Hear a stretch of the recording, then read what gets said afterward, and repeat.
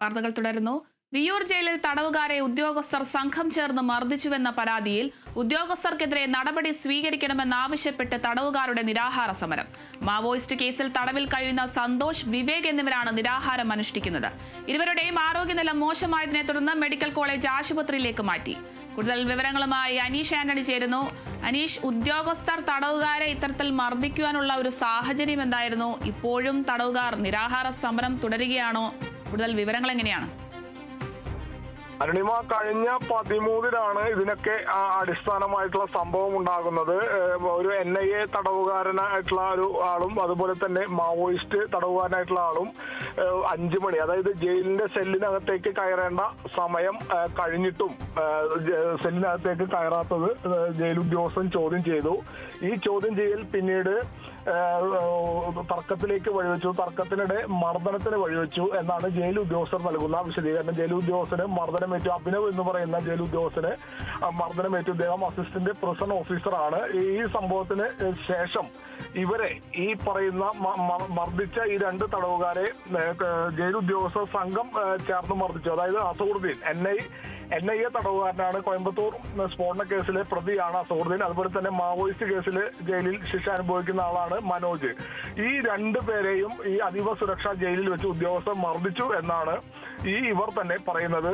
അതിനെ പ്രതിഷേധിച്ച് ആ മർദ്ദനത്തിൽ ഈ മർദ്ദിച്ച ഉദ്യോഗസ്ഥർക്കെതിരെ നടപടി സ്വീകരിക്കണമെന്ന് ആവശ്യപ്പെട്ടാണ് ജയിലിൽ നിരാഹാരം ആരംഭിച്ചത്. കഴിഞ്ഞ ഒരു 4-5 ദിവസമായി നിരാഹാരം ഇവർ നടത്തുന്നു. തുടർന്ന് ഇവരുടെ ആരോഗ്യനില മോശമായതിനെ തുടർന്ന് ഈ 2 പേരെയും പിന്നീട് ഇവിടേക്ക് മാറ്റി, തൃശൂർ മെഡിക്കൽ കോളേജിലേക്ക് മാറ്റി. നിലവിലിപ്പോൾ ഈ സന്തോഷ് എന്ന് പറയുന്ന മാവോയിസ്റ്റ് കേസിൽ തടവിൽ കഴിയുന്ന സന്തോഷ്, അതുപോലെ വിവേക് എന്നിവരാണ് നിരാഹാരം അനുഷ്ഠിച്ചത്. ഈ അസൂറുദ്ദീന് ഉൾപ്പെടെ മർദ്ദനമേറ്റതിൽ പ്രതിഷേധിച്ച്.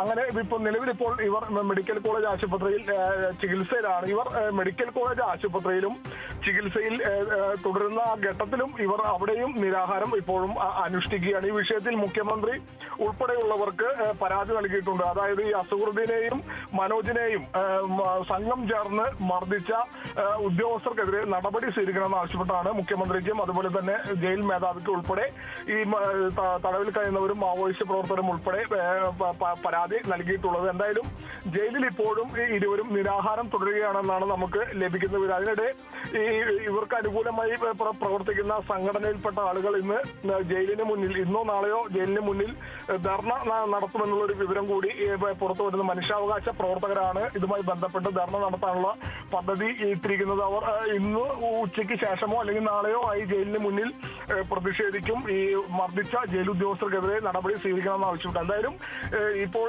ആശുപത്രിയിൽ കഴിയുന്നവർ ഇപ്പോഴും ആശുപത്രിയിലും നിരാഹാര സമരം തുടരുകയാണ്. അരുണിമ, അനീഷ്, സംഭവത്തിൽ അധികൃതരുടെ ഭാഗത്തുനിന്ന് എന്തെങ്കിലും പ്രതികരണം ഉണ്ടായിട്ടുണ്ടോ?